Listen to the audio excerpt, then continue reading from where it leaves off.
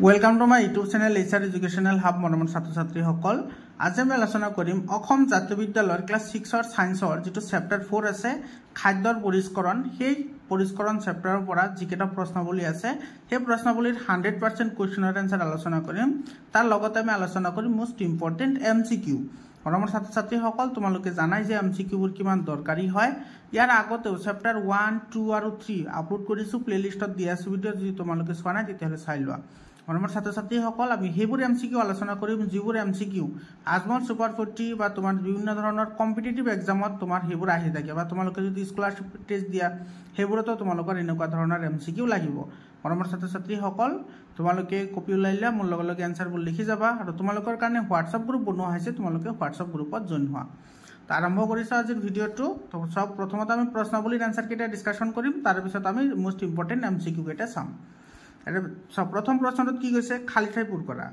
তো এই নম্বৰত আছে মিশ্ৰটোত থকা প্ৰতিবিধ বস্তুই হল ইয়াৰ ড্যাশ কি হয় উপাদান হয় তেতিয়া তোমাৰ এই নম্বৰত উপাদান হ'ব বি নম্বৰ সব বায়ু হল অক্সিজেন নাইট্ৰজেন আদি গেছৰ কি হয় মিশ্ৰ হয় তেটো খালি ঠাইত কি হ'ব মিশ্ৰ তাৰ পিছত 2 নম্বৰ শুদ্ধ উত্তৰ বাছি লোৱা 1 নম্বৰ পানীত নিমখৰ দ্ৰৱৰ পৰা পানীখিনি আহৰণ কৰা পদ্ধতিটো হল এতে তোমাৰ কি কৈছে চোৱা পানীত নিমখৰ দ্ৰৱৰ পৰা পানীখিনি আহৰণ কৰা যেটো পদ্ধতি এটোক আমি কি বুলি কম পৰিশ্ৰাবণ এটা তোমাৰ এ নম্বৰ অপচনটো কি হ'ব কাৰেক্ট অপচন হ'ব 2 নম্বৰটো চোৱা ধানৰ পৰা পতান পৃথক কৰা পদ্ধতিটো হল ধানৰ পৰা পতানবোৰ কেনেদৰে আমি পৃথক কৰিব পাৰো এটো হ'ব ঝৰা পদ্ধতি এটা তোমাৰ এ নম্বৰ অপচনটো কি হ'ব কাৰেক্ট অপচন হ'ব তাৰ পিছত 3 নম্বৰ প্ৰশ্নটো চোৱা ঘেহুৰ বাকলি আৰু আটা কি পদ্ধতিৰে পৃথক কৰিব পাৰি এটা ঘেহুৰ বাকলিৰ কথা কৈছে আৰু আটাৰ কথা কৈছে তেটো ঘেহুৰ বাকলি আৰু আটা চালনী পদ্ধতিৰে আমি কি কৰিব পাৰি পৃথক কৰিব পাৰি মানে আমি যদি চালু যেনেকুৱা তোমাৰ সেকনি আছে সেকনিৰে আমি কি কৰিব পাৰো চালিব পাৰো চালিলে তোমাৰ কি হয় সৰু সৰু যিবোৰ আটা আছে সেইবোৰ তলত থাকে আৰু ওপৰত বাকলিবোৰ ৰৈ যায় ইয়াৰ পিছত 4 নম্বৰ কোৱেশ্চনটো চোৱা মিশ্ৰৰ বিষয়ে চমুকৈ লিখা তেটোৰ আনসাৰ লিখিবা এনেদৰে দুই বা ততোধিক উপাদান লগ হৈ থাকিলে তাক মিশ্ৰ বোলে মিশ্ৰত থকা উপাদানবোৰ আমি পৃথক কৰিব পাৰো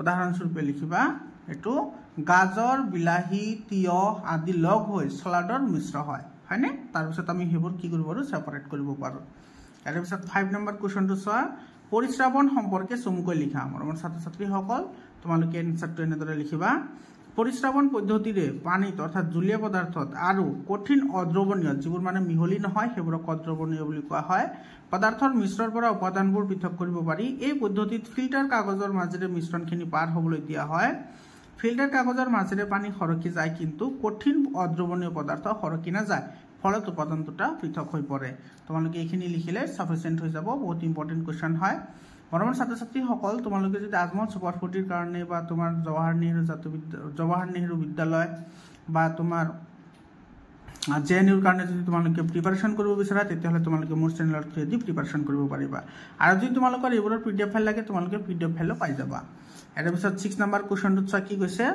যি পদ্ধতিৰে গেছীয় পদাৰ্থক জলীয় অৱস্থালৈ পৰিৱৰ্তন কৰা হয় তাক কি বুলি কোৱা হয় এটো ঘনীভৱন বুলি কোৱা হয় তেটোৰ আনসাৰ হ'ব ঘনীভৱন 7 নম্বৰ কোৱেশ্চনটো চোৱা ঘৰত শাক-পাচলিৰ খেতি কৰোতে মাটিত থকা শিলৰ টুকুৰাবোৰ আমি কেনেদৰে আঁতৰ কৰিম হাতেৰে বাছি আঁতৰ কৰিম খেতি পথাৰত যিবোৰ শিলৰ টুকুৰা থাকে হেবোৰ আমি হাতেৰে বাছি আঁতৰ কৰিব পাৰিম 8 নম্বৰ কোৱেশ্চনটো চোৱা সাগৰৰ পানীৰ পৰা কি দৰে নিমখ আহৰণ কৰা হয় চমুকৈ লিখা বহুত ইম্পৰ্টেন্ট কোৱেশ্চন হয় এইবোৰ কোৱেশ্চন কিন্তু তোমালোকৰ আপাৰ ক্লাছত লাগিব এটোৰ আনসাৰ তুমি কেনেকৈ লিখিবা আটো লিখিবা এনেদৰে প্ৰথমতে কিছুমান বাম গাঁতত সাগৰৰ পানী জমা কৰা হয় সূৰ্যৰ তাপত পানী ভাপ হৈ যায় ফলত গাঁতবোৰত নিমখ ৰৈ যায় পাছত সেই নিমখ পৰিশোধন কৰা হয় এটোৰ আনসাৰ এইখিনি লিখিলে হৈ যাব ইয়াৰ পিছত তোমাৰ হেতু 9 নম্বৰ কোৱেশ্চনটো চা ময়দাত লুৰগুৰি মিশ্ৰণৰ পৰা লুৰগুৰি কিহেৰ পৃথক কৰিব আমি এটা চা লুৰগুৰিৰ কথা কৈছে লুৰগুৰি যেহেতু তোমাৰ চুম্বকে আকৰ্ষণ কৰিব গতিকে আমি চুম্বকীয় পদাৰ্থ চুম্বকেৰে আমি কি কৰিম পৃথক কৰিম তো ময়দাত লুৰগুৰিৰ মিশ্ৰণৰ পৰা লুৰগুৰি চুম্বকেৰে আমি পৃথক কৰিব পাৰি 10 নম্বৰ কোৱেশ্চনটো চা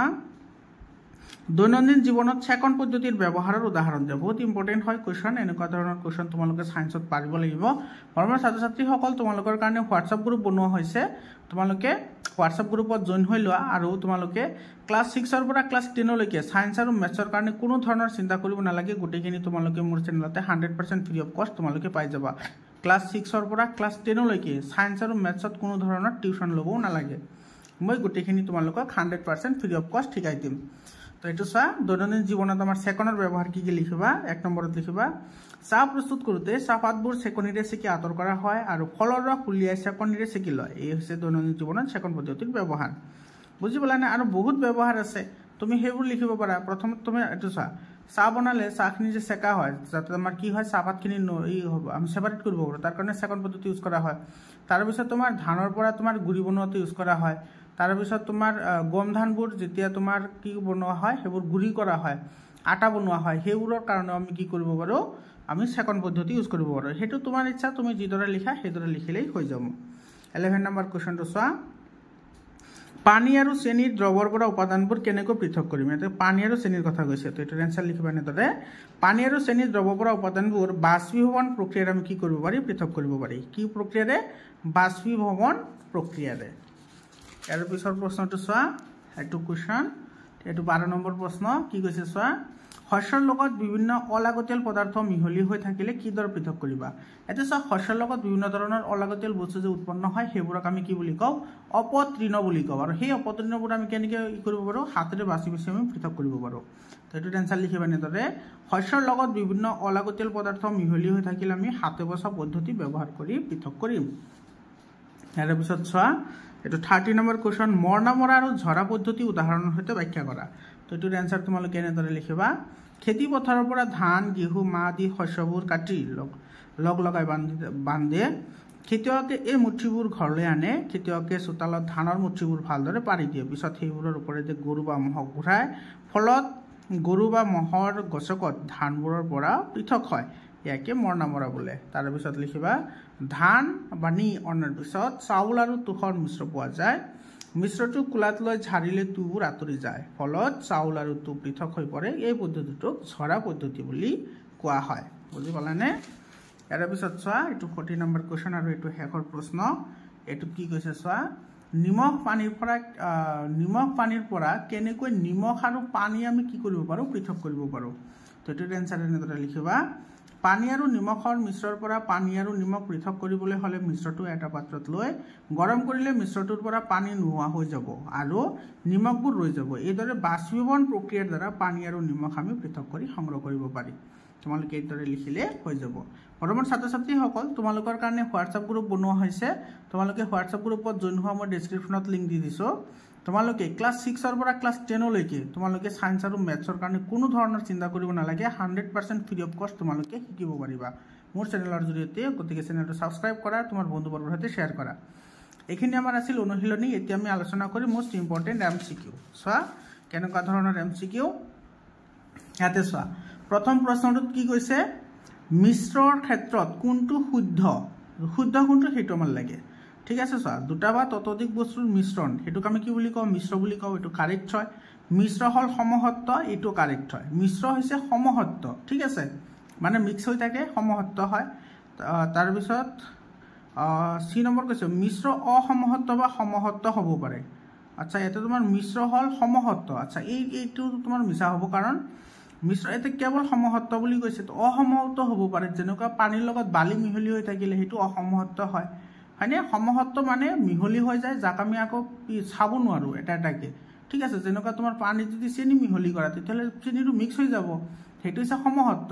আৰু যদি তুমি কি কৰা পানীত যদি তুমি ধৰা বালি মিক্স কৰিছা তেতিয়াহ'লে বালিটো পানীত মিহলি নহয় না, ডিষ্ট্ৰিবিউটহে হৈ থাকে, মানে সিঁচৰতি হৈ থাকে, মিহলি নহয়। অলপ সময় থৈ দিলে বালিখিনি আকৌ তলত যায়, তো সেইটো হৈছে অসমহত্ব মিশ্ৰণ। তো মিশ্ৰণ এটা সমহত্ব হ'ব পাৰে অসমহত্ব হ'ব পাৰে। তেতিয়া আমাৰ কি হ'ব ডি অপশ্যনটো কাৰেক্ট হ'ব। এ আৰু চি দুটা মানে দুটা বা ততোধিক বস্তুৰ মিশ্ৰণ হ'ব পাৰে, নাইবা মিশ্ৰণটো সমহত্ব হ'ব পাৰে বা অসমহত্ব হ'ব পাৰে। তো এ আৰু চি দুটা কাৰেক্ট হ'ব, সেইটো আমাৰ ডি অপশ্যনত আছে, গতিকে ডি অপশ্যনটো আমাৰ কাৰেক্ট অপশ্যন হ'ব। ইয়াৰ পিছত চোৱা মিশ্ৰত থকা প্ৰতিটো বস্তুৱেই হ'ল একোটা কি হ'ব উপাদান, এইটো বি অপশ্যনটো কাৰেক্ট অপশ্যন হ'ব। 3 নম্বৰটো চোৱা মিশ্ৰ এটাৰ উপাদানবোৰ আকাৰ আকৃতি আৰু বৰণ ভিন্ন হ'লে কি পদ্ধতিৰে আমি পৃথক কৰিব পাৰোঁ। এইটো চোৱা ইয়াতে কি কৈছে যে যিটো মিশ্ৰণ আছে সেই মিশ্ৰণবোৰৰ তোমাৰ যিবোৰ উপাদান আছে সেই উপাদানবোৰৰ আকাৰ আৰু আকৃতি বেলেগ বেলেগ, ঠিক আছে। যেনেকুৱা ধৰা তোমাৰ বালিত ডাঙৰ ডাঙৰ শিলৰ টুকুৰা মিহলি হৈ আছে, তেতিয়াহ'লে সেইবোৰ আমি কেনেদৰে কৰিম আমি ছেপাৰেট কৰিম, সেইটো আমি হাতেৰে বাচিম কাৰণ আকাৰ ডাঙৰ হয়, আকাৰ ডাঙৰ হ'লে তো আমি হাতেৰে বাচিব পাৰোঁ, কাৰণ সেইটো আমাৰ দেখা পাম আমি, সেইকাৰণে এইটো কি হ'ব, এ নম্বৰ অপশ্যনটো কাৰেক্ট অপশ্যন হ'ব।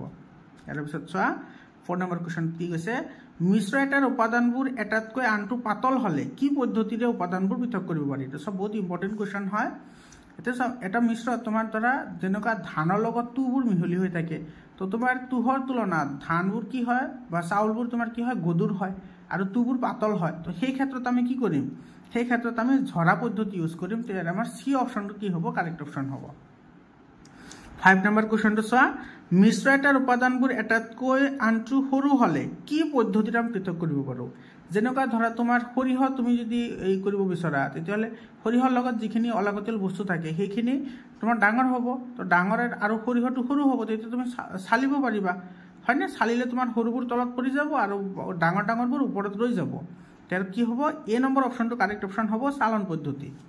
6 নম্বৰ কুৱেশ্যনটো চোৱা, মিশ্ৰ এটাৰ উপাদান যদি লুৰ গুৰি মিহলি হৈ থাকে, তেন্তে উপাদানবোৰ কি পদ্ধতিৰে পৃথক কৰিব পাৰি? লুৰ গুৰি, তো লুটো তোমাৰ চুম্বক আকৰ্ষণ কৰিব, তেতিয়া আমি চুম্বকীয় পদ্ধতি এপ্লাই কৰিম, তেতিয়া আমাৰ এ নম্বৰ অপশ্যনটো কাৰেক্ট অপশ্যন হ'ব। 7 নম্বৰ কুৱেশ্যনটো চোৱা, জুলীয়া পদাৰ্থৰ পৰা কঠিন পদাৰ্থ জমা হোৱা প্ৰক্ৰিয়াটোক কি বুলি কোৱা হয়? ইয়াতে চোৱা কি কৈছে, জুলীয়া পদাৰ্থৰ পৰা কঠিন পদাৰ্থ জমা হোৱা প্ৰক্ৰিয়াটো সেইটো হৈছে অৱক্ষেপণ। ঠিক আছে, মানে তোমাৰ যিবোৰ আছে কঠিন পদাৰ্থ আছে সেইবোৰ তলত কি হ'ব, জমা হ'ব।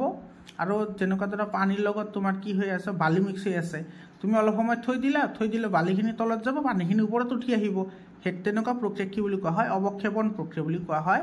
তেতিয়া তোমাৰ এইটো কাৰেক্ট অপশ্যন হ'ব। ইয়াৰ পিছত 8 নম্বৰ কুৱেশ্যনটো চোৱা, পানী আৰু কঠিন অদ্ৰৱণীয় পদাৰ্থৰ মিশ্ৰৰ পৰা উপাদানবোৰ পৃথক কৰা পদ্ধতি হ'ল, এইটো হ'ব পৰিশ্ৰাৱণ পদ্ধতি। পৰিশ্ৰাৱণ পদ্ধতিৰ সহায়ত আমি ছেপাৰেট কৰিব পাৰোঁ। ইয়াৰ পিছৰ প্ৰশ্নটো চোৱা, ইয়াৰ পিছত আমাৰ কি কৈছে, এইটো চোৱা, ইয়াতে কৈছে জুলীয়া পদাৰ্থত মিহলি হোৱা কঠিন পদাৰ্থ কেনেদৰে আমি পৃথক কৰিব পাৰিম? জুলীয়া পদাৰ্থ আছে আৰু তাতে কঠিন পদাৰ্থ মিহলি হৈ আছে, যেনেকুৱা সাগৰৰ পানীত নিমখবোৰ মিহলি হৈ থাকে, সেইটো আমি কি পদ্ধতিৰে ছেপাৰেট কৰিব? নিমখটো কঠিন পদাৰ্থ, কিন্তু তাতে মিহলি হৈ আছে, সেইটো আমি কি কেনেদৰে তোমাৰ পৃথক কৰিব পাৰি? সেইটো বাষ্পীভৱন প্ৰক্ৰিয়াৰে কি কৰিব পাৰি, পৃথক কৰিব পাৰি। তাৰপিছত 10 নম্বৰ কুৱেশ্যনটো চোৱা, গেছীয় পদাৰ্থক জুলীয়া অৱস্থালৈ পৰিৱৰ্তন কৰা পদ্ধতিটো। গেছীয় পদাৰ্থ জুলীয়া হয়, কোনটো পদ্ধতি কোৱা হয়? সেইটো ঘনীভৱন। সেইটো তোমাৰ কি হ'ব, বি অপশ্যনটো কাৰেক্ট অপশ্যন হ'ব।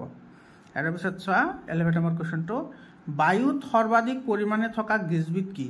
ইয়াতে চোৱা, CO2 মানে কাৰ্বন ডাই অক্সাইড, O2 মানে অক্সিজেন, SO2 মানে হৈছে ছালফাৰ ডাই অক্সাইড। তোমালোকে এইবোৰ সংকেতবোৰ মনত ৰাখিবলৈ ট্ৰাই কৰিবা।